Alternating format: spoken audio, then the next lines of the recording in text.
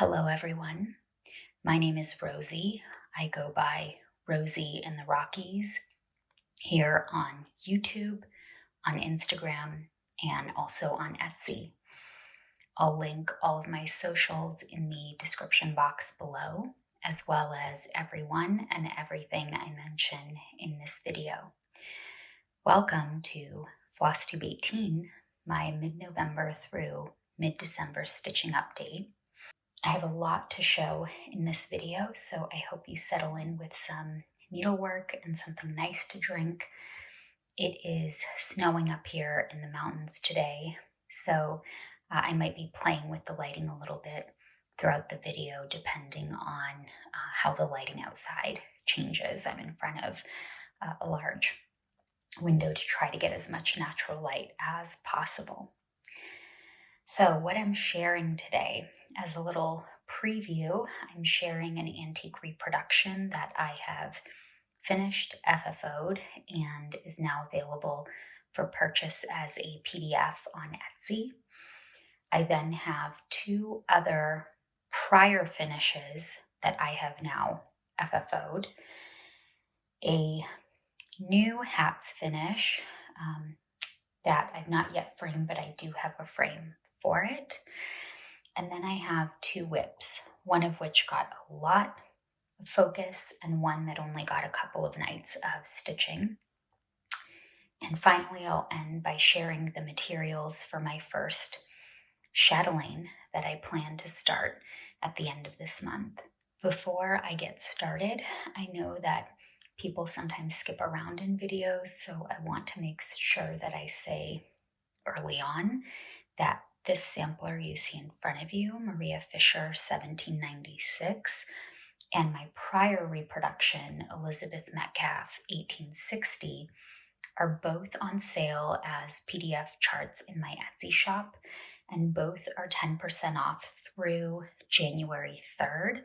So if you are interested in Elizabeth, which I'll share a little later on, or if you like what I share about this sampler, Maria, feel free to go click on my Etsy link below and purchase them. Let's get started. All right, I'm going to start with Maria Fisher 1796 original sampler that you see here in front of you. I have it propped up because I have not removed it from the original glass. So to reduce glare, I have it propped up on a couple of bobbin organizers. And I want to start by talking about the original so that I can then talk about my approach to reproducing it. The original was stitched on a linen that is very fine. You may not be able to tell because it has a brown backing paper behind it, and as you can see, the paper is ripped here and up there. But whoever framed it not only used nails to nail the sampler into a wooden board, they then nailed that wooden board into the actual sides of the frame. And the linen itself is so fine. It is like the texture of the finest 1950s pantyhose, or maybe 1980s pantyhose. For those of you that remember what pantyhose were like in the 80s when working women did not show their bare legs, it's as thin as that, if not thinner. So I am nervous to attempt to remove the sampler because I don't want to tear it. The sampler itself is actually in decent condition. I was supposed to head down to Denver to meet with someone at the art museum who's a textile expert who I've consulted with before, so they could provide some guidance and maybe even help me remove it from the frame. But that trip was not possible because one of my kids had a hockey game rescheduled last minute. So I am going to try and remove it and reframe it in January.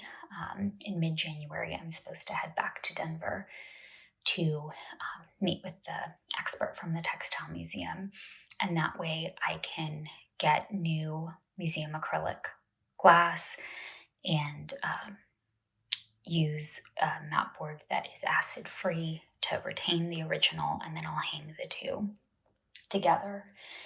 The linen also is uneven, so width-wise it's about 40 count, and lengthwise it's about 46 to 48 count, depending on, I guess, how it was stretched or maybe the unevenness. And so the resulting sampler is much longer than it is wide, whereas the original looks less rectangular, closer to square. I also tried really hard to do a faithful reproduction, so choosing fabric that matched, choosing silks that matched, and then choosing a DMC conversion that matched, with one exception that I'll talk about, a choice I made to not stay faithful to the original sampler, but I've only made the one change. So what I'll do now is move the antique and focus on the reproduction and tell you about who Maria might have been. I think I've narrowed it down to a handful of girls. My approach to reproducing and some of the historical significance of elements of the sampler. And again, the chart for Maria is on sale as a PDF on my Etsy store, and it's 10% off through January 3rd. So I'm also going to share a few elements from the chart. All right, let's talk a little bit about the materials. The chart contains the Veriswa 130 silks that I used, and you can see them here. It also includes a DMC conversion. And I talk a little bit about how the chart consists primarily of full crosses. However, there is a rice stitch border all the way around the inner border. There are also rice stitches under this line of trees. The rice stitches are over 4 threads, and the alphabet that's here, or at least half an alphabet, and the diamond here are in Algerian eyelets. So Maria was probably an advanced stitcher given her incorporation of specialty stitches and her generous use of them. I stitched Maria's model on 40 count mason linen in the color, so to speak, sewing box.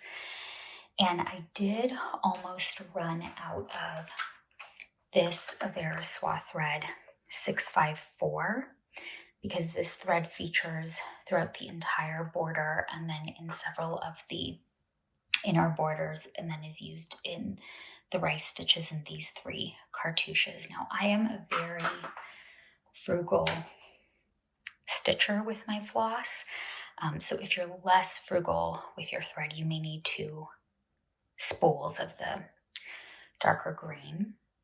And I do talk a bit more in the chart about Maria's approach to stitching, and I'll briefly mention some of those elements here as well. So then, to research Maria, I want to tell a little story about my prior sampler, which is Elizabeth Metcalfe, 1860, and I'm going to put Elizabeth here. She already is behind glass. Elizabeth's also on sale on my Etsy store. So when I was stitching Elizabeth, I was trying to research her, and in the UK there were hundreds of girls with the same first and last name who might have been between 7 years old and 18 years old in 1860. So I was not able to narrow down who Elizabeth was. This made me especially sad when I released her, and Susan Standley, who I will link below. Susan's a historian. She researches, needlework, and family history, and lots of other textile things, Susan wanted to know more about the provenance of the sampler because her maiden last name is Metcalfe with an E, like this Elizabeth. And I was so sad to tell her that unfortunately I couldn't narrow it down. Now, I did send her all of my research that was in an Excel spreadsheet, and I haven't heard from her, so I'm not sure if it was useful or not. But that did make me sad. So I was thrilled with Maria to be able to narrow down who she is to a potential 7 girls. And I include their information in the chart. These 7 girls would have been 11 years old in 1796. They're all from the UK. However, my attempt to learn more about them from the census data that's on the genealogy websites, from like death and burial data, from marriage records, was not fruitful. And I think a big part of that is that there are so many errors on genealogy websites when they are transcribing or importing the written paper records, that sometimes the handwriting is very difficult to distinguish letters, numbers, dates, ages, especially for numbers that are look close to each other, look similar, like the numbers 8 and 9 when written in script are sometimes hard to tell apart, or 8 and 6. So I didn't feel certain about any of the census data, and in fact there were some inconsistencies in records for the girls here who could have been reflected in the census. But for example, there was one record for census that said 1811 and another that said 1817, one that said 1786 as a birth date, one that said 1796 as a birth date. And because Maria was 11 in 1796, she could not have been born in 1796, and so forth. So I only included the baptism information I had and parents that I had, as well as the fact that 3 of these Marias were maybe Marys in the records and called Maria as a like a pet name or a nickname, or maybe they were miswritten as Mary when they were actually Maria. This led me down a rabbit hole of how genealogists pull this off, and oftentimes it seems like, from what I've learned, they speculate. And maybe it's because I work in finance with numbers, but speculation is not something I feel comfortable with. I'm actually wondering if I should make a video using one of the more common websites, Ancestry.com, as an example to show you how this confusion could happen and how you might try to use other genealogy websites to narrow it down. If there's any interest in that, let me know, and maybe I'll ask Susan if she wants to collaborate on something, since she also does a ton of genealogy research. But the information I do have, and then some of my speculations, are here in the chart. Then the composition of the sampler and what I learned about Maria reproducing and stitching it. I do have a couple of other pages that in the chart that talk about the historical significance of Maria's work. I also have instructions for stitching rice stitches in Algerian eyelets. So the composition, Maria was very precise in her counting and did not miss any stitches, with the exception of one issue with her signature that I'll talk about, which to me means she must have been good at math, or that she took things very slowly and double checked her work. I really appreciate how she blocked her sampler into 3 parts. So all of her alphabets, to show her teacher that she knew her letters and numbers, are in the top third. Then the quote, which I'll talk about in a second, are in the center third. And then the bottom third depict this gorgeous set of cartouches and this large snowflake border, and then her signature. So her sampler really has like 3 distinct areas that I like. To me, it means she must have been very thoughtful about how she pulled things together. I already mentioned her specialty stitches. She also wrote her signature 1/1. And in the original sampler, the signature was spaced out very nicely, and then she got near the end and her 17 was on the same line, and then the 96 was on the next line. So the one change I made to the sampler was moving the entire signature line a little bit to the left and then adjusting the spacing so the whole signature fit on a single line. And then the historical elements of the sampler, which I also write about in my chart. The first, as I've talked about before, is the letter J. So Maria's first uppercase alphabet does have the letter J. Her lowercase alphabet does not. And then her eyelet alphabet also does not have the J. What we know about the letter J is that it really started to come into fashion in the UK in about 1800, although in the late 1700s with the reprinting of the King James Bible, the letter J started appearing. And it seems like it was consistently taught as a letter in the alphabet to distinguish I and J sounds in the 1820s. Prior to that, the letter I was used for both I and J and to make both sounds. So for example, John, the name, was written I-O-N or I-O-H-N instead of J-O-N or J-O-H-N. So to me, the fact that Maria included the J in one alphabet but didn't in her other 2 suggests that she may have originally learned the alphabet without the letter J. And then maybe as she was working on this sampler as a more advanced stitcher, they were starting to learn the J in school, and she was starting to incorporate it, albeit inconsistently. The second kind of piece of historical significance are the minims. So you will notice in her uppercase alphabet, she has the letter M written twice and the letter N written twice in 2 different fonts, so to speak. When you see that, that is called a minim.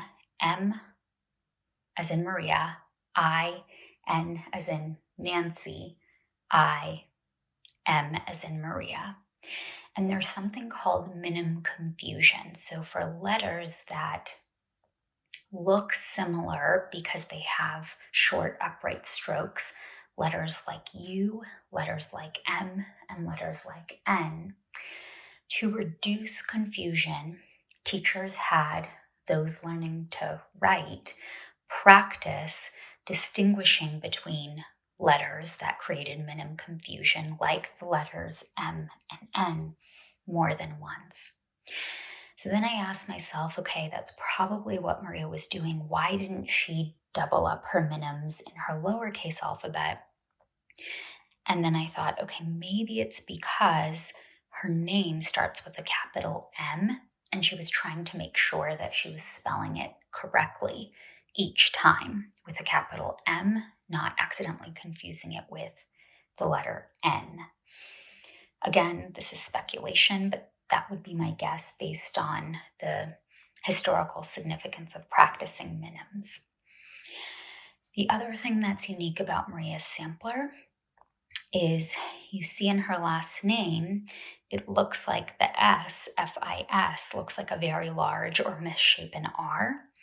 That is actually called the long S or median S, medial, not median, medial S. And the long S was used at the start and middle of words, whereas the round S, where does it go to round S? Here is one, was used at the end of words. Now, both the long and round S were used up through the early 1800s, and then the long S began fading out around 1800 in favor of the round S. So I'm wondering if Maria was practicing her round S's. You can also see that here in the word most, she used a round S, where prior to the 19th century, the long S would have been used. So I'm wondering if this was a quote that she took directly from Poor Richard's Almanac, the Benjamin Franklin book that was distributed in the UK starting in about 1750 and thereafter. So maybe her father owned the book or teacher owned the book, and she was copying the quote, which maybe already had replaced the long S with the round S. You'll also note that Maria did the S twice in her top capital alphabet at the end of this line and then the start of this line. And just given how careful she was, I don't think this was a mistake. I wonder if she was practicing her S's as well. I wish she were here to tell us. So those are some of the historical elements. Now, some of my favorite things about this sampler when I was reproducing and then stitching it, as I've already described, I love how the sampler is broken into 3 distinct parts, but they all kind of flow together. I think this border is just beautiful. It's so romantic to me. I imagine a young woman in a white dress sitting in a garden, and maybe these are flower roses somewhere that she was looking at as she was thinking about the sampler. I love that the colors are fairly muted, but you could easily make adjustments to pull some brighter colors in. You also could replace the pinks in the sampler with reds, and then it would look more like a Christmas sampler. And finally, you might consider, for example, just stitching the cartouches as a pillow or a needle roll or a round drum. And in fact, Contented Needleworker Kim and I were chatting, and she's going to stitch just this portion as a drum. And I think she's going to add more pinks in, so I can't wait to see what she does. She and I are also collaborating. You might want to check out her next video because she may or may not have a giveaway of Maria's chart to talk about. And then I love how each of these borders could be used on its own, for example, as a bookmark, or if you wanted to replace the border in a different sampler or add one. My mom has actually already asked me for bookmarks to be done on like the kind of plastic used to stitch Mill Hill kits. She's asked for this border to be stitched as a bookmark and this one as well, with some adjustments to the colors. The last thing, I tried to choose a frame at Michael's that generally gives the same effect as the original sampler, and I feel like this was the perfect frame. If you're like me and you can't afford to custom frame everything, I promise you can learn to do your own stretching, pinning, lacing, and framing. And then you only need to order the frame and glass itself from places like Michael's or Hobby Lobby. And if you sign up for Michael's Rewards, which is free, about every 4 to 6 weeks, all custom framing goes on sale, 70% off. So all you need to do is be patient and check their website or the app, and all of that together cuts down on the costs. Or if you own a miter saw and are brave, Contented Needleworker Kim Goldman has some tutorials on her channel about cutting down frames, but I'm thrilled with this frame. And as you can see, my stretching, pinning, lacing job is not perfect. This sampler and another couple I'll show you are a little wobbly, but that's less important to me. What's more important is that I had a lot of fun stitching it, and I really like how it looks in this frame. And again, Maria and also Elizabeth Metcalfe that I showed you are on sale as PDF charts in my Etsy shop, and both are 10% off through January 3rd. Okay, let's move on to my other FFOs. Now, I was in an FFO mood this month, so I'm going to show you two prior finishes that are now FFOs. The first here is My Heart Can Rest by Blackbird Designs. I stitched this in November 2024, as soon as we moved into this house, the house we live in now. And I love the sentiment of My Heart Can Rest because my heart has certainly been resting and overflowing with joy in this house and in this town, as our family has been welcomed and my kids are thriving and they have more opportunities than they did when we lived remote. So this was the perfect piece to stitch. This frame is from Amazon, and as you can see, I made a boo-boo when framing it, and I think the issue is there's actually more space on the inside of this side of the frame than this side, so I have to keep shoving the frame to the right to try and make this even, but perfect is the enemy of the good, and I'm happy enough with this, and the piece already looks primitive, so it can be framed in a more primitive way. This frame was something like $8 or $10 on Amazon, and I do have glass for it. I just haven't closed up the back yet. That's going to be my plan for this afternoon. I stitched this piece using all the classic colorworks and weeks dye works, called for flosses, and the called for 36 count Heartland by Picture This Plus. I think this turned out great, and I'm happy to add it to our sampler wall. The other FFO I'm propping up because the glass is already in, and this is Manor at Quaker Hill by Brenda Gervais.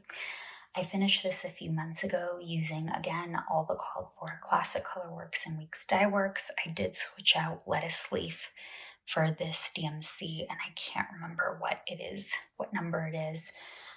That color is also in the birds. I talk about it in my prior videos and with the specific floss I used. And this is a custom frame from Michaels. I could not find a frame that was about 10 by 20. So they did a custom frame order for me by cutting down a much larger frame that they had sitting out in their clearance section. So it's still not perfect. It's a little wider on the sides than the top and bottom, but I'm fine with that. And I think the frame complements this piece perfectly. You will notice that when I pinned and laced it, this bottom grass border of straight stitches is not straight. I tried so hard lacing and relacing it, and it was not working. So it is wobbly. But my partner reminded me that when a house is on a hill, the grass on the hill is also not straight. It's not, even the hill itself is not perfect. So we're keeping things natural here. So I'm very happy with the final result, even with the wobbly grass. I spent a good chunk of Thanksgiving week finishing up Sarah Rinder 1841. This is an exclusive to Needle in a Haystack in Northern California. I had started this on May 1st for my birthday. And here's a photo of where it was last month when I did an update. And here it is now. I apologize for all the wrinkles. So I got both of these birds in, and then all of the vines around it, and I decided not to do the border. I stitched it using DMC and the Called for a Linen 40 count vintage maple sugar by Lakeside Linens. I also got the linen from Needle in a Haystack. And use your imagination with me. This is the frame it will go in. So I ordered many frames from Michael's or looked at many frames at Michael's, ordered many frames on Amazon. Nothing was the right size because on 40 count, this measures about 10 by 12. And I couldn't find anything that sized. Everything was 8 by 10 or 11 by 14, which are too small and too big, respectively. So I was pretty disappointed, and I was thinking, I'm going to have to get a custom frame. It's going to be expensive because round frames are more expensive to make than rectangular ones. And when I was visiting friends several towns over, I decided to pop into Home Goods to look to see if there was any special holiday wrapping, and stopped in the frame aisle. And this frame was displayed in front of all of the other frames. It was the only oval frame, the only frame even in this color, and it was $13. I was thrilled.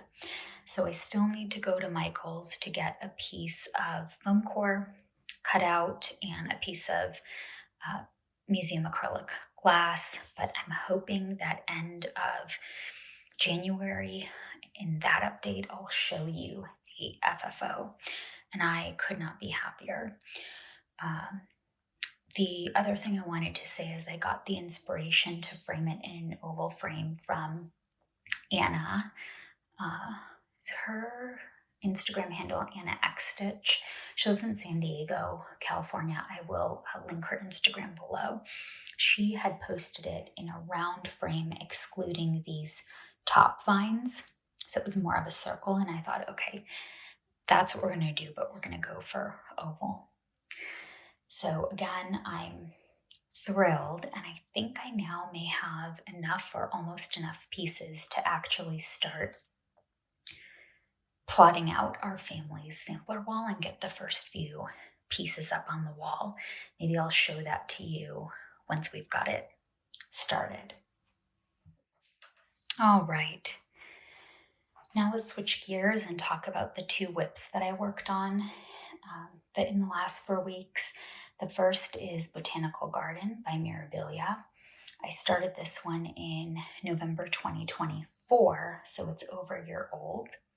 And the last time you saw it, her head and headpiece were done. Hopefully you're seeing a photo of that right now. And I had maybe finished a quarter of the right side of her torso and the flowers she's holding. And here is what she looks like now. Again, apologies for the wrinkles.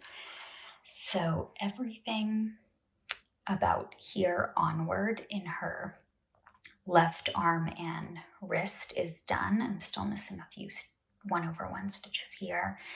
And then all of these flowers here to the left are done. I spent probably a week and a half, maybe 2 weeks, stitching on it consecutively every single evening, and if I had any weekend daytime stitching. And a couple of nights ago, I think I started to peter out on it, and there's not much left. It's really only some vines and flowers, and then her hand and neck and shoulder, and a few more purple flowers here to finish out this small portion. But I just could not bring myself to keep working on it. I had to put her away. So she's going to be put away maybe until the new year. Obviously, I've not even started the back stitching and beading, but with Mira's, I always do the full crosses and the cry neck first. Also, I'm stitching her on 32 count Capri by Seraphim Fabrics using all the called for DMC. There's also one Karen Water Lily and one cry neck. but I do feel badly that I haven't finished her yet. I'm happy with the progress. I mean, this is a substantial amount of stitching here, at least for me. So maybe she'll be done in the next couple of months. And I'm pleased with her progress. I'm really happy with how she's turning out. I'm happy with the color choice. I think I need a little break from her.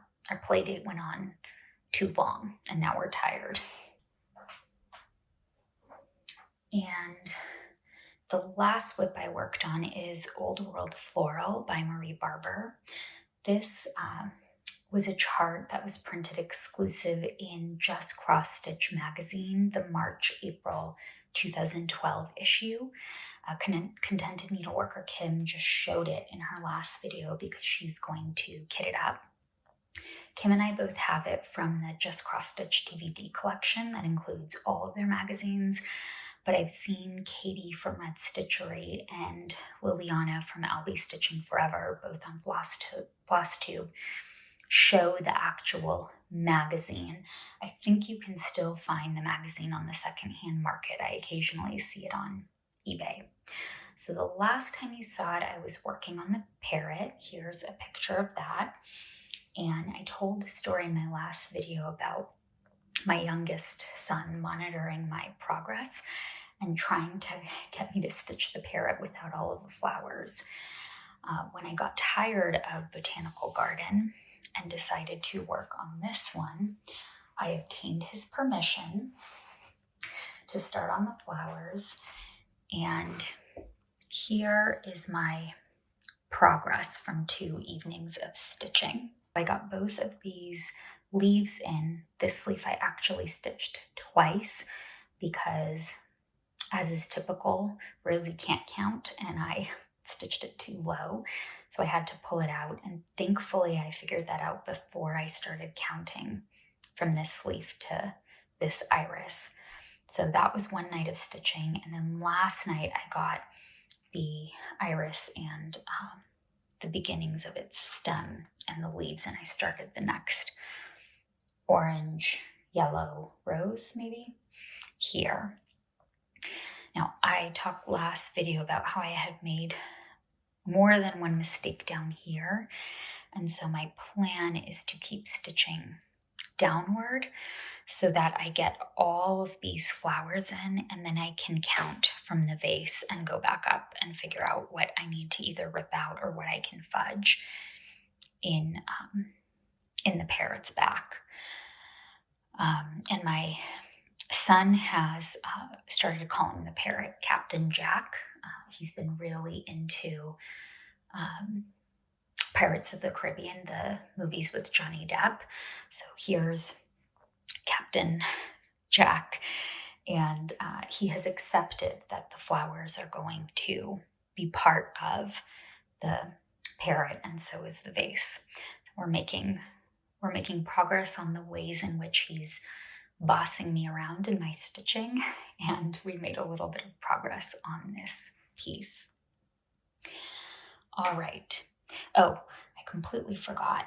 The reason I have the flosses here is these 3 rows are all the colors for Captain Jack, this Old World floral design. So there are a lot of colors, and I think there are still a couple of more that I haven't bobbinated yet, that I have in stash.